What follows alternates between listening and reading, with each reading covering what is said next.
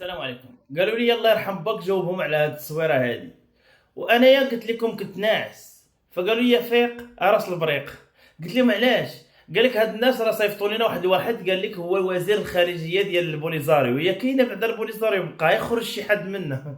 قال لك يعني بيتفاوض مع المغرب على الصحراء، يعني المغربيه الغربيه. هنا راه كاين الشرقيه وكاين الغربيه.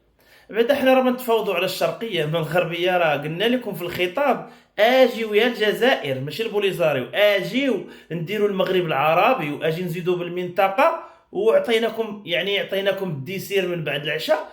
قلنا لكم شكرا لبريطانيا وشكرا للبرتغال وشكرا للدول اللي يعني زادت بالمبادره واعترفت بالمبادره ديال الحكم الذاتي اللي طرحناها في 2007.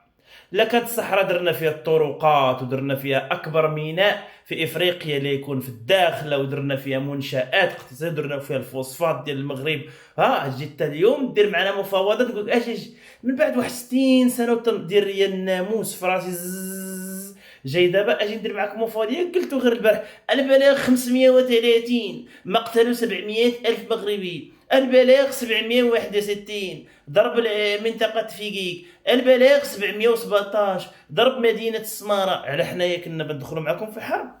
لا، كنا تنقول لكم دابا تسمعوا بلاغ واحد. هانتوما سمعتوا من هذا الملك.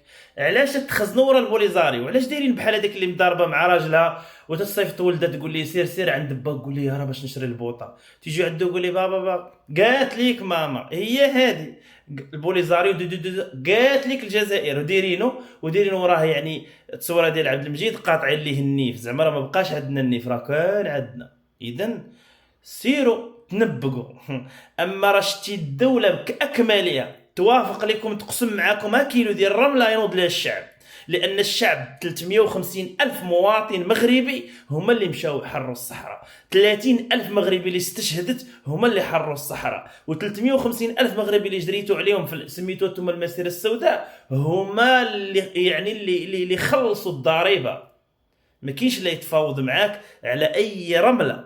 حنا بنتفاوضوا على الصحراء الشرقيه. شو خريطه قداش فهمت سط؟ لان حنا كمغاربه باقي لحد الساعه ما معترفينش بالحدود اللي بيننا وبين الجزائر، الحدود اللي تسميوها نتوما الموروثه على الاستعمار، واللي تنسميوها حنا في اتفاقيه 1961 مع بن بله مع الحسن الثاني ديال ترسيم الحدود المغربيه من فيكيك لتحت. علاش من فيكيك السعيديه لا؟ لان هذيك هي الحدود اللي فقدنا في معركه ايسلي 1900 1844، وارغمنا على تحديد الحدود مع فرنسا من فيكيك للسعيديه اللي هي 164 حتى 166 كيلومتر. السلام عليكم.